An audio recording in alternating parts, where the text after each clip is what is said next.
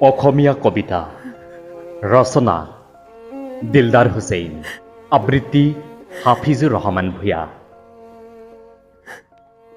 কবিতাৰ শিৰোনাম তুমি গুচি গ'লে।